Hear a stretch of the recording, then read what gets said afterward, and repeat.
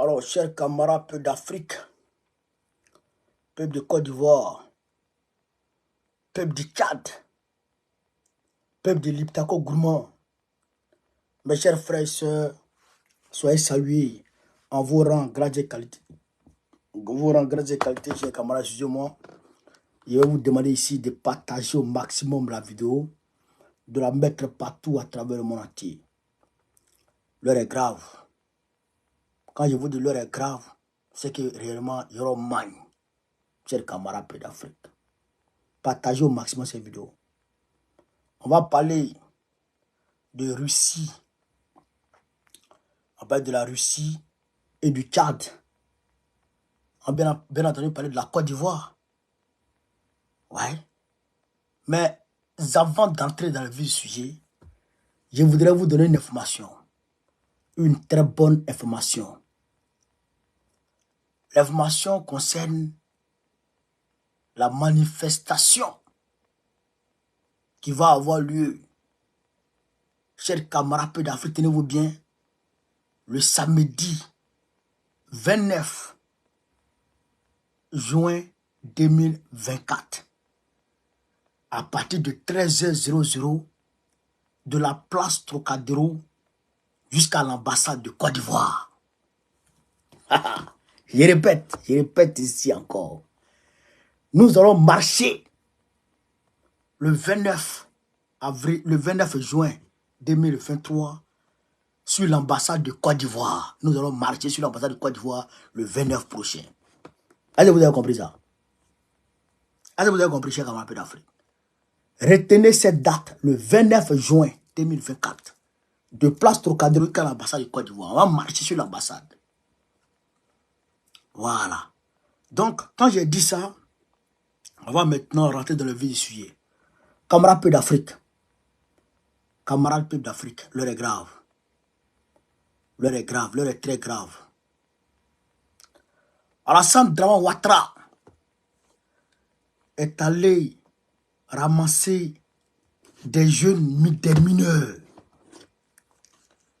des enfants qui n'ont rien fait pour aller les mettre en prison parce que selon lui, c'est ces enfants-là qui ont brûlé les machines hier à Pobri. Ouais.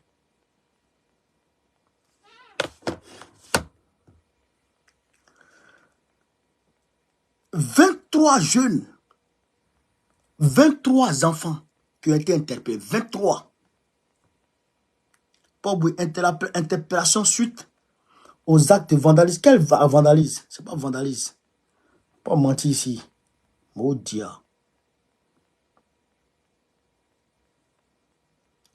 23 interpellations. Les enfants, les mineurs, il est allé les prendre pour rien. Il est allé les prendre pour rien. Ils n'ont rien fait, il est allé les prendre.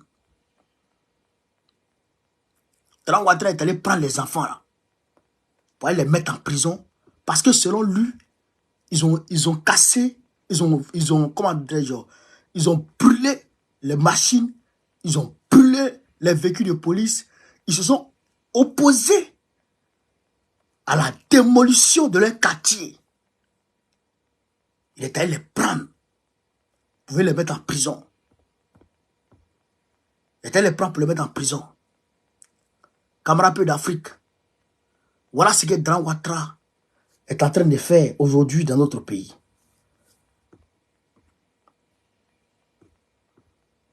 Voilà ce que Dramane Ouattara est en train de faire aujourd'hui dans notre pays.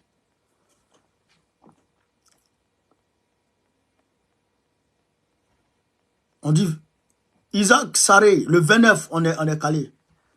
Qu'est-ce qui s'est passé? Il faut qu'on vous explique les choses. Il faut qu'on vous... Hier, on a expliqué les choses, mais aujourd'hui encore, il faut qu'on vous explique les choses. Qu'est-ce qui s'est passé? Bakongo a été mandaté par Alassane Dramane Ouattara pour mener une guerre contre le peuple de Côte d'Ivoire. Il faut appeler un chat un chat. Dramane Ouattara a mandaté Bakongo pour mener une guerre sans précédent contre le peuple de Côte d'Ivoire. Démolir les domiciles des peuples ivoiriens. Leur arracher leur terrain. Leur arracher leur terre.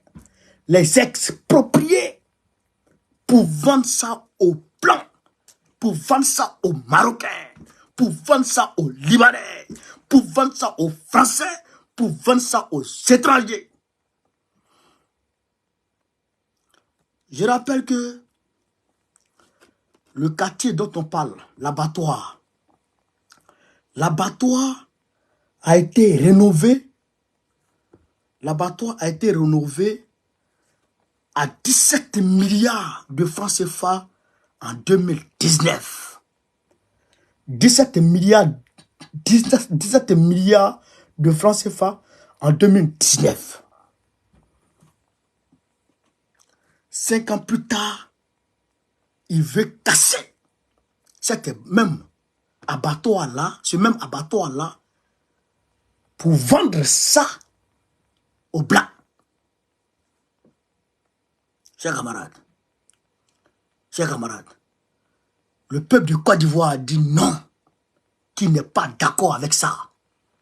Et donc, ils se sont opposés à la démolition, à la déshumanisation de leurs parents. À leur déshumanisation, je dirais tout court. Ils se sont opposés, fermement opposés.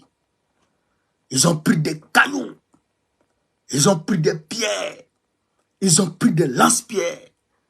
Frère, ils ont pris des cocktails Molotov. Et ils se sont apprêtés. Et ils ont brûlé les machines destructrices de Dramane Ouattara. Ils les ont transformées en cendres. Les policiers ont fui malgré le gaz lacrymogène. Les policiers ont mis dedans. Chers camarades peu d'Afrique, les gendarmes ont pris leur pied au cou. Ils sont fus pour aller.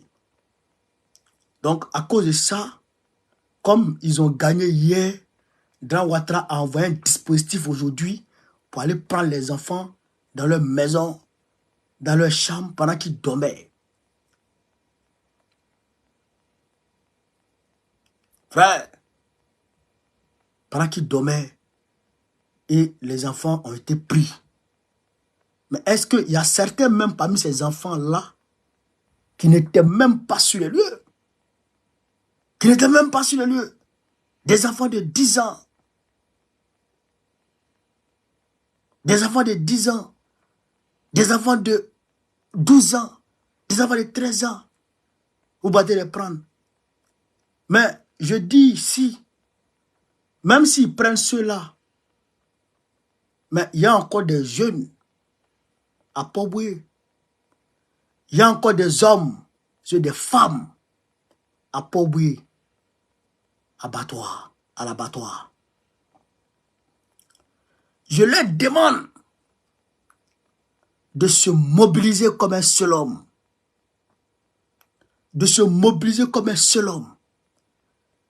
D'user de tous les moyens de résistance face à l'oppression.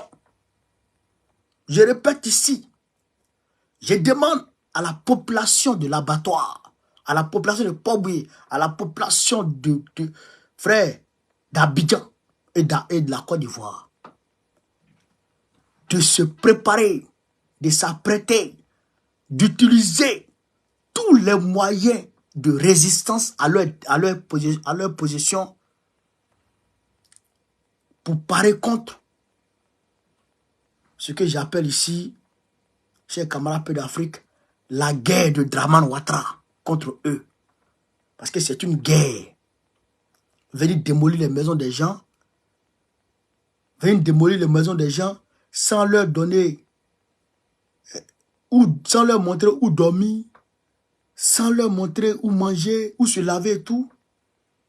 Hein? Frapper les gens dans leur dignité, ce n'est pas normal. Et ça, je demande à Dramane Ouattara, je demande au peuple de Côte d'Ivoire, je n'ai rien à demander à Dramane Ouattara, je demande au peuple de Côte d'Ivoire de se mobiliser et de se tenir prêt. De ne pas baisser les bras. De ne pas baisser les bras. Voilà. La résistance, là, c'est pas facile. Hein. Résister. Il faut résister. Il faut résister. C'est ça qui est la vérité. Et vous avez tout mon soutien. Le peuple de l'abattoir, le peuple de Port-Bouillet, le peuple de Côte d'Ivoire, le peuple d'Afrique. Vous avez tout mon soutien. Voilà. Parce que j'entends. Ils disent non, c'est Baro Koné qui a montré aux gens la résistance. Celui qui a dit aux gens, ils n'ont qu'à aller détruire les machines. J'ai dit aux gens de résister. C'est un droit universel. Je leur demande de résister. Si Drawatra, face à l'oppression, il faut résister. Face à l'oppression, on résiste. Chez les camarades africains, j'ai dit ça. On va s'envoler pour le Tchad. On dit le ministre russe des Affaires étrangères, dépêché par le président Vladimir Poutine à Djamena pour une visite de travail. On dit ici le ministre russe des Affaires étrangères, Sergei Lavrov, à la tête d'une forte délégation, se rendra à Djamena le 7 juin 2024. Frère, frère, Vladimir Poutine s'en va à Djamena, au Tchad.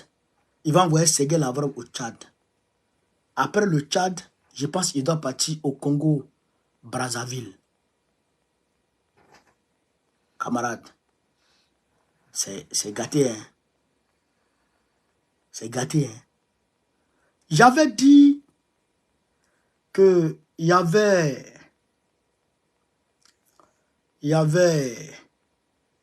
comment on appelle ça, chez les camarades d'Afrique, 120 militaires russes qui avaient été envoyés au Tchad. Et vous avez dit ça, non? Vous avez dit ça, non? 120 militaires russes qui avaient été envoyés au Tchad à l'approche des élections. Vous avez dit ça. C'est pourquoi, depuis Kaka, j'ai arrêté un peu de l'attaquer. Parce que, il faut le dire, et il faut avoir le courage de le dire. La Russie et l'Occident, ça dit que ça ne marche pas. Vous avez ça, non? La Russie et puis l'Occident, là, ça ne marche pas. Quand quelqu'un est avec la Russie, ça ne marche pas avec l'Occident. Non. Tu es avec la Russie, tu ne peux pas t'attendre à l'Occident. Mais ce n'est pas la Russie qui te dit de ne pas t'entendre avec l'Occident. Ça va ça? Mais c'est les Occidentaux qui vont te dire de ne pas aller vers la Russie. Et c'est là qu'ils créent par l'arbre.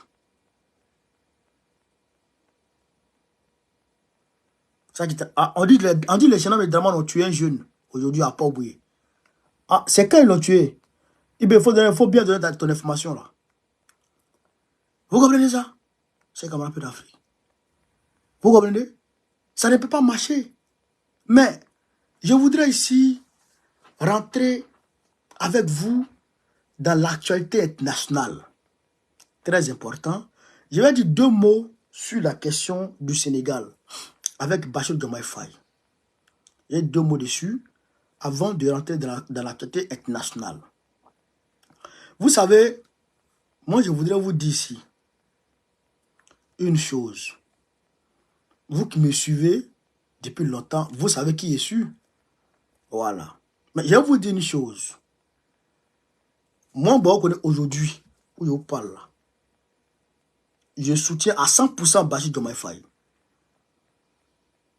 Voilà, ça, il faut que ce soit clair. Où je suis là, je soutiens à 100% Bassirou Diomaye Faye. Pour moi, là, Il n'a pas encore trahi. Et je sais qu'il ne va pas trahir. Ah, c'est une réalité. Je sais qu'il ne va pas trahir. Mais c'est à nous de travailler à ce que les bases militaires françaises dégagent. Quand les bases militaires françaises vont commencer à dégager du Sénégal, eh bien, je pense que les gens vont quand même se taire un peu. Voilà. Vont quand même se taire un peu. Maintenant, au-delà de ça, on va aller au niveau de l'actualité internationale, chers camarades. On va aller au niveau de l'actualité internationale. Vous savez ce qui se passe?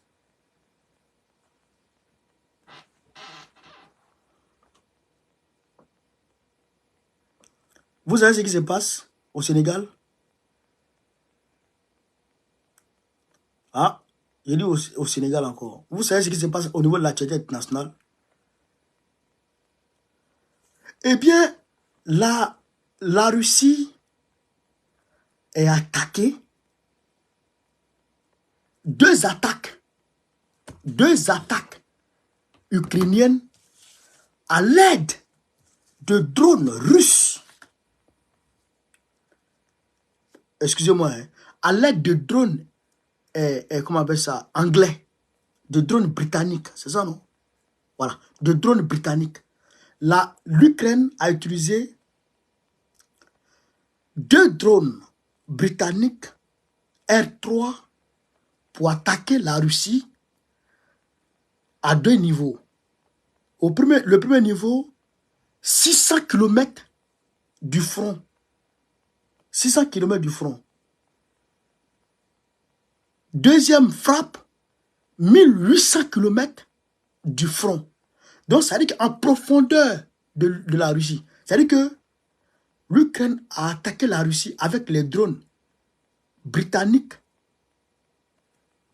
en profondeur des terres russes. Des terres russes. Et qu'est-ce qu'ils ont frappé? Ils ont frappé 2 radars stratégiques.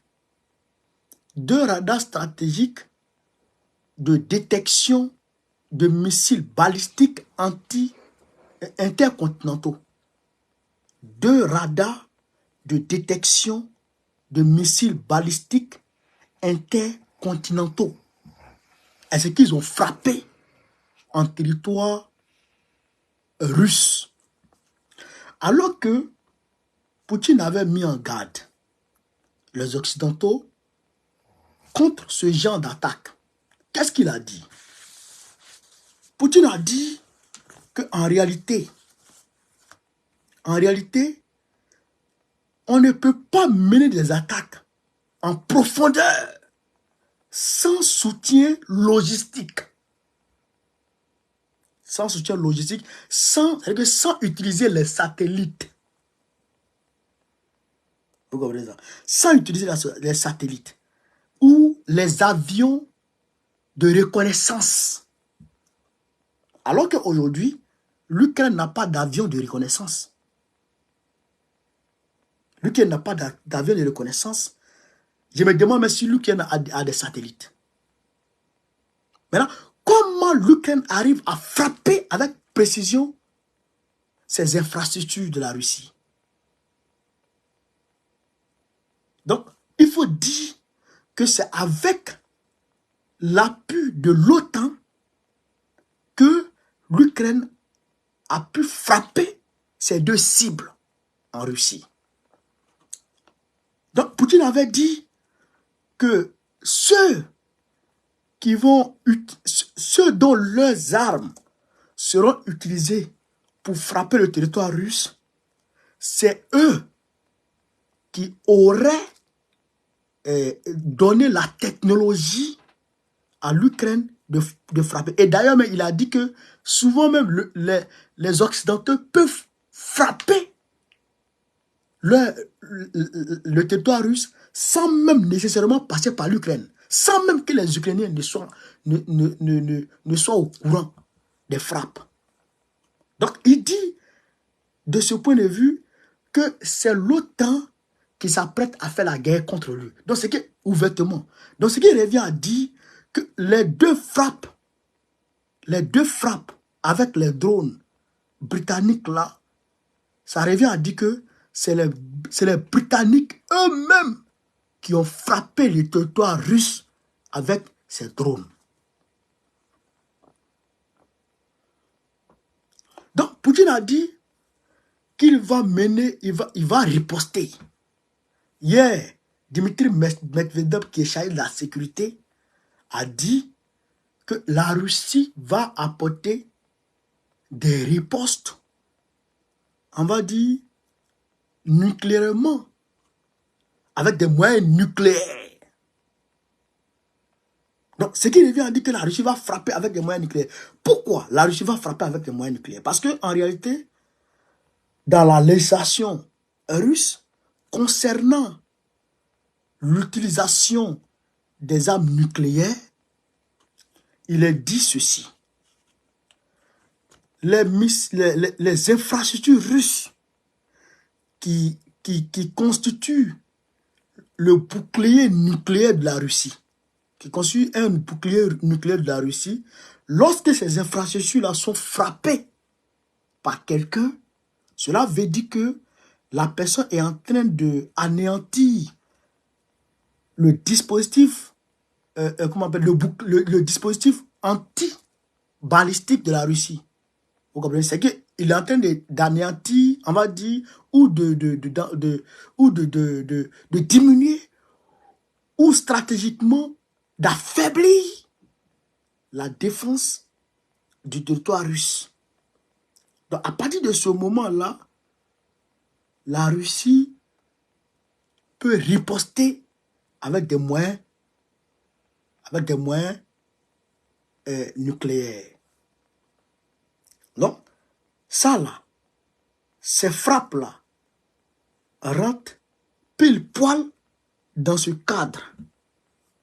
Donc, ce qui veut dire que Poutine peut frapper.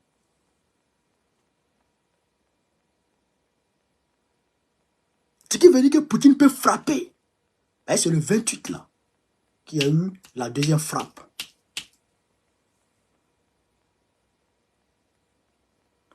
Ces radars là, la Russie en a que 10. La Russie n'a que 10. Ils ont frappé 2.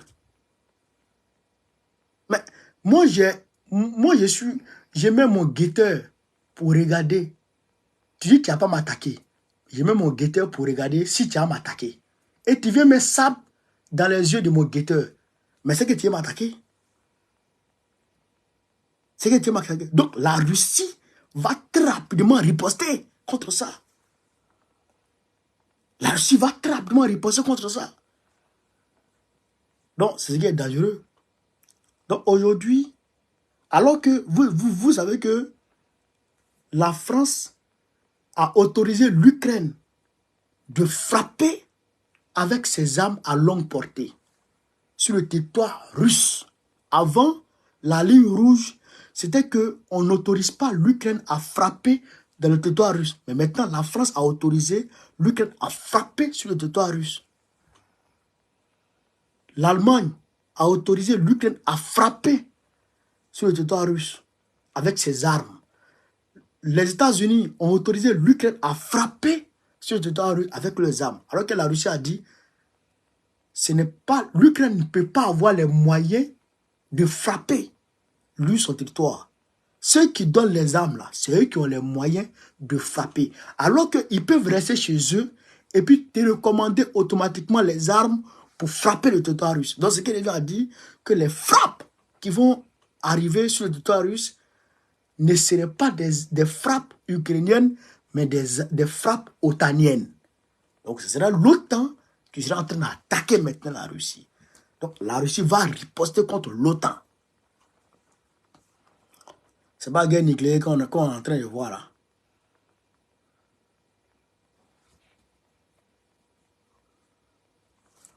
On dit quoi même? Il dit quoi, IB?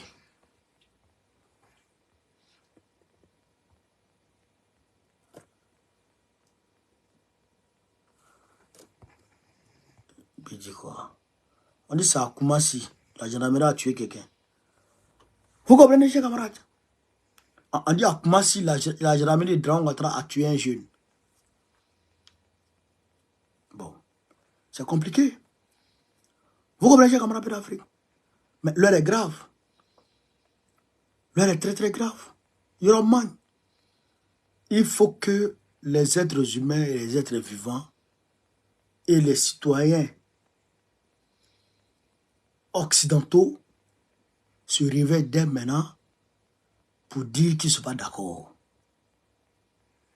Pour dire qu'ils ne sont pas d'accord pour ce qui se passe aujourd'hui dans leur pays. Parce que si on laisse Macron faire les choses, si on laisse Joe Biden faire les choses, c'est pourquoi ils sont en train de tout faire pour condamner Donald Trump. Ils l'ont condamné même. Ils l'ont condamné. Mais il est toujours éligible. Il veut tout faire pour casser son électorat. Mais son électorat est robuste. Et il est toujours éligible. Donc, il est en train de se défendre. Il est en train de tout faire pour avancer. Donc, nous soutenons ici Donald Trump. Ça qui est la vérité. Nous le soutenons. On n'est pas avec Joe Biden. On ne l'aime pas aujourd'hui, on ne l'aime pas demain. Joe Biden. C'est ça qui est la vérité. Donc, chers camarades d'Afrique, voilà entre autres ce que je voulais vous dire ce soir. Voilà. Dran Ouattara lui-même, il est à Séoul, en Corée du Sud aujourd'hui. Voilà. Il est en Corée du Sud et il doit participer aussi, je crois, en juin là, je crois le 18 juin, au sommet sur l'Ukraine, en Afrique, comment on appelle ça, en Suisse. Voilà, en Suisse. Voilà. Donc là, c'est pour demander aux Ivoiriens de s'enrôler pour aller en guerre en Ukraine. Bon, en tout cas, on est en train de réagir tout ça de bout en bout. On voit ce que ça a donné. Donc, chers camarades d'Afrique, il faut m'envoyer la vie. Attends, il faut envoyer invitation. Je vais te mettre là, tu as nous expliquer. Donc, chers camarades d'Afrique, sur ce, vive l'Afrique libre, vive le panafricanisme, vive tous les plans panafricains. Babo, président de Côte d'Ivoire 2025, Inch'Allah. On est ensemble, les gars.